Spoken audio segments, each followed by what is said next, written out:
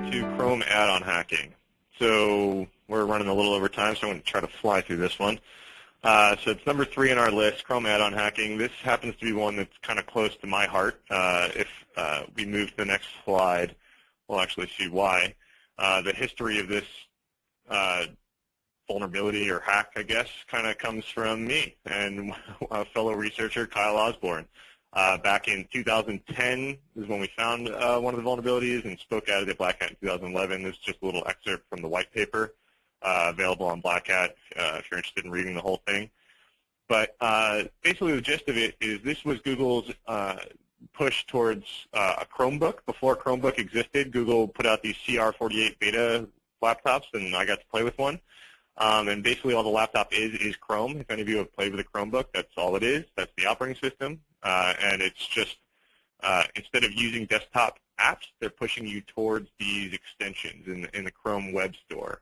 You can download any of these on Chrome for a desktop, but on the laptop itself, that's kind of your only choice as far as the closest thing to a desktop program comes. You can just install these browser extensions. And what these extensions actually are, and add-ons actually are, is just little mini websites most of the time. They're just written in standard HTML5 and JavaScript language, and that's what they act like mini websites. So they are vulnerable to everything else that all the websites are vulnerable to. So if we move to the next slide, we can talk about a little bit more about them. So I already mentioned they're just regular basic HTML applications, but some unique things about Chrome extensions is that they have access to an extensive list of powerful Chrome APIs. And you can see under exploitation a list of a few of the really beefy ones. Chrome.tabs, Chrome.history, cookies, proxy, all these different things. You have access to some serious techniques because Google wants these extension developers to be able to make a useful extension. So a lot of these things come in handy in a legitimate purpose, but they also come in very handy for an evil purpose, which you'll see more about in a second. So also, these extensions have their own permissions. The same way, oh, nope, go back one more slide, sorry. So these permissions, these extensions still have their own permissions. It's kind of like a mobile app is going to have, when you install a mobile app, it says, oh, this is going to have access to your GPS location, your firstborn child's name, all those kinds of things, and you have to go ahead and click agree. Same thing here. So when you install an extension from the web store, it's going to let you know what permissions it has. All of these permissions are set in the manifest.json file. If you're interested in actually doing some Chrome extension hacking yourself, that's where you can find it. And they also, the other important thing is they actually live outside of the sandbox. So what did Kodo do here to take some of our other research down a rabbit hole? He took this universal cross-site scripting bug. So what do I mean by universal? If you find cross-site scripting in an extension, if it has permission to talk to any other website or any other tab you have open in the browser, those tabs and websites don't need cross-site scripting. You can go ahead and execute JavaScript in all of them. There's a nifty little thing we'll see in a second, chrome.tabs.execute script, that makes that really, really easy. And then actually sometimes Kodo figured out a way to actually do file system access, and via a web bug like cross-site scripting and these Chrome extension APIs actually get remote code execution on the laptop. So let's go on to the next slide now. So you find a cross-site scripting bug and extension. Now what? I'm going to fly through this because it doesn't have much to do with the bug. This is just exploitation.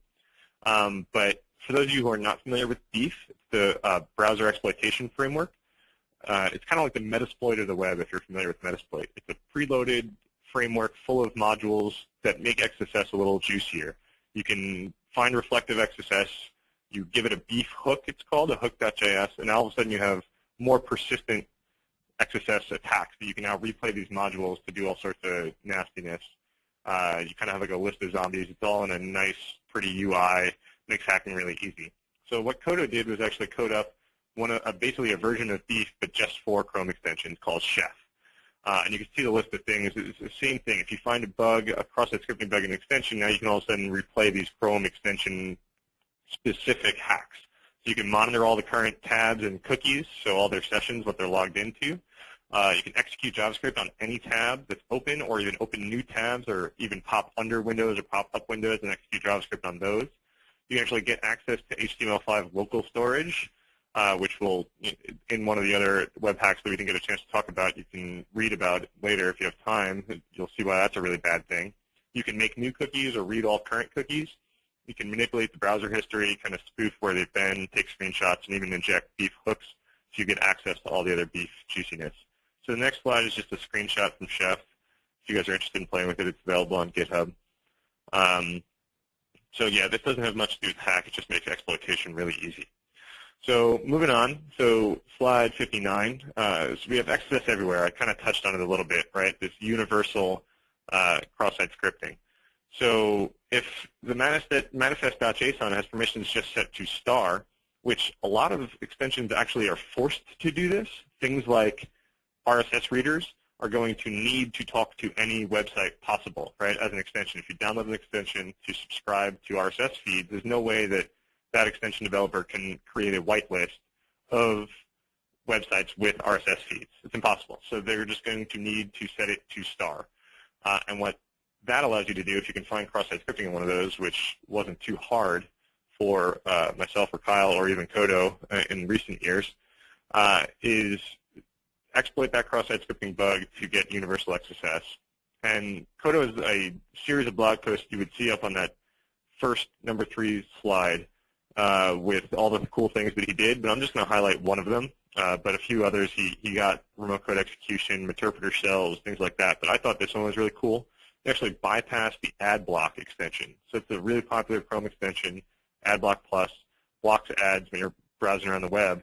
But if you were using a vulnerable extension and Kodo didn't like you, he could completely disable your AdBlock blocking features, the core features of it, because you're altering the DOM in the website as you go, and that's all AdBlock is doing too. So these two extensions are basically fighting for the DOM, and you're going to win, because you can send a request to AdBlock's subscription feature, which you see on the top right, first little bit of code, is the actual subscribe to a whitelist of sites that would be allowed to show you ads.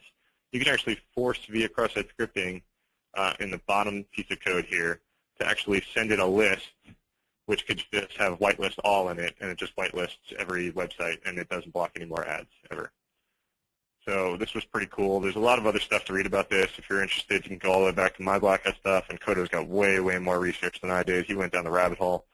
So go check that out. So the next slide, how do you defend yourself against this? Again, all common cross-site scripting type things. Beware of what you're doing, but in a Chrome extension sense, you can check out where the arrow I'm pointing here is. This is the permission section. And this is a screenshot of the most popular RSS reader in the Chrome web store called Feedly. You can see it's got 34,000 ratings. I don't know how many people are using it. Oh, 878,000. So a ton of people are using this. At the time of my research, I knew it had an XSS bug. I can't confirm if it does now still. But you can also see right here in the permission, it can access your data on all websites. Who thinks that's bad? So just beware of the permissions that you're giving these extensions and then what you're using them for. So yeah, I think that's about it. I think we're over time there too. Do you have any questions here, Jer? I think one of them was the extension approval process by Google. There is none. Great question. Good point.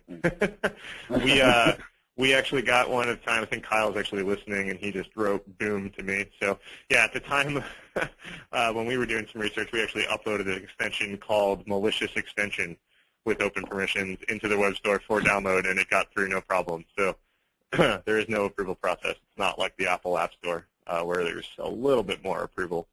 There's none here. So.